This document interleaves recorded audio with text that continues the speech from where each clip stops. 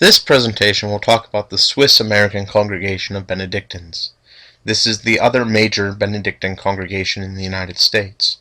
Its counterpart would be the American Cassinese, which would be the Bavarians, and the other larger congregation. This presentation will focus on two main characters, the first of which is Father Martin Marty. Though he is not the founder of the American Swiss Benedictines, he is in many ways their savior. Father Marty was born in 1834 in Switzerland, and he lived until 1896 in the United States, where he died. Father Martin, again, Marty Martin, 34 through 96, he entered the monastery of Einsiedeln in Switzerland when he was 20 years old. Einsiedeln is one of the oldest monasteries in the world, dating back to the 900s. He was sent at age 26 to St. Meinrad's Abbey. The reason for his being sent was because it was a debt-ridden abbey. He was sent to sort of reform it and get everything in order so that the foundation didn't go belly up. At age 36, so 10 years later, he is elected abbot. So he's no longer administrator, but abbot of St. Meinrad's. While abbot, he substituted the Roman breviary, which is, what we call now the Liturgy of the Hours, for the Benedictine breviary of the day, or the diurnal, the monastic diurnal.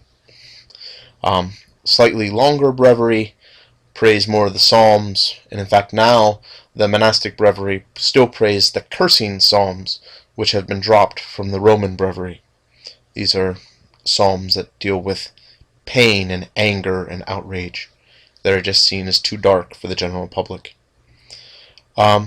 He primarily had a mission to the Native Americans in the Dakota Territory.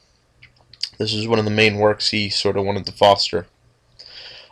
He was named Vicar Apostolic, which in many ways is equivocal to a bishop, in many ways, though your see is sort of different, of the Dakota Territories. And then he was eventually named the formal bishop of St. Cloud, Minnesota, at which he died as bishop. So you can see some quotes here from him talking about the mission to the Dakota Territories and his desire to continue the Benedictine spirit which he had inherited from the early evangelizers of Europe. He wished to take Christ to those who did not know him. We see Einsiedeln Abbey in Switzerland. Here is a painting of it. Another painting. Again, you can see the beauty and the age of the monastery as well as its imposing size.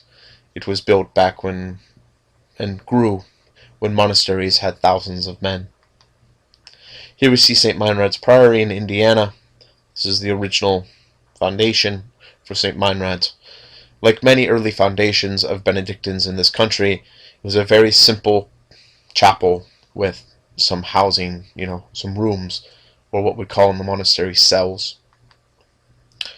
1861, so here we see just about 10 years difference. The complex grows, the church has grown. See some farmland, some orchards. St. Meinrad's today, beautiful church. It's rose windows. Interesting note on the rose windows, they're called rose windows because at certain times during dawn or sunset, the light will hit it in just the right way to make the glass glow this rose hue. It's quite beautiful. It's a cruciform style church.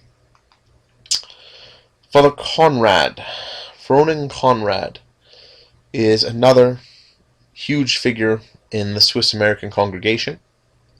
He was a boyhood friend of Father Martin Marty and novice master at Einsiedeln. He was also a professor and a pastor. He was sent to New Eiglenburg in Missouri. This will later become Conception Abbey for the Swiss monks there. He would later go on to write the constitutions for the Swiss-American congregation.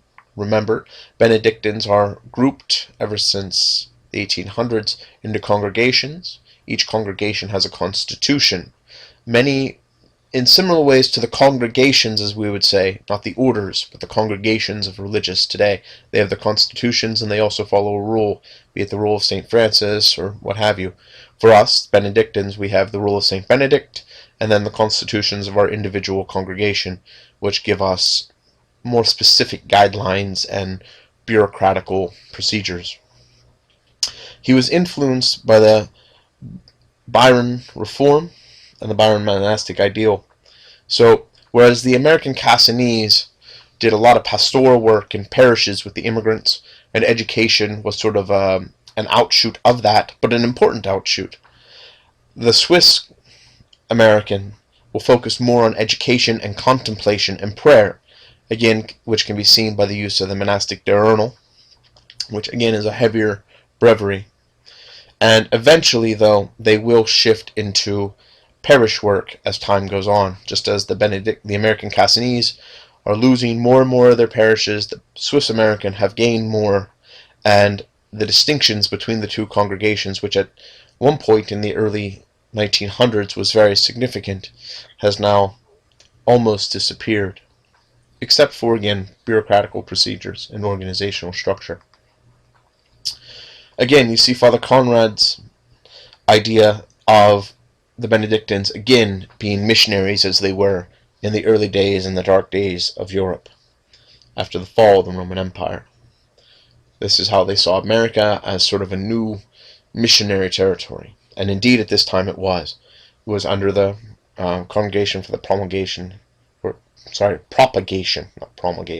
Propagation of the Faith. Here you see some pictures from Eglenberg Abbey in Switzerland. Again, a very old foundation, classic architecture and structure. Here you see New Eglenberg, which will become Conception Abbey in Missouri. This is 1875, so right around the time of Father Conrad. Here you see Conception Abbey in 1909. See the quick change in the development. Again, very large church with the monastery attached. Here's Conception Abbey today. Again, you can still see the church with the monastic enclosure forming a cloister around it. Much, very similar to the Eglenberg Abbey in Switzerland. Here are some of the monks in North Dakota. There's Subiaco Abbey in Arkansas, which falls under the Swiss congregation. Again, Subiaco Abbey takes its name from one of the original abbeys of St. Benedict. In fact, it's the abbey where St. Benedict had lived in a cave before going to Monte Cassino. Mount Angel in Oregon. St. Joseph's Abbey in Louisiana. Assumption Abbey in North Dakota. Very cold there. But you can still see the Swiss-style architecture coming from Eglenberg and Eisenau. And here is a list of the monasteries founded in the 19th century in the Swiss American congregation, as well as their dates. Thank you, and I hope that was helpful.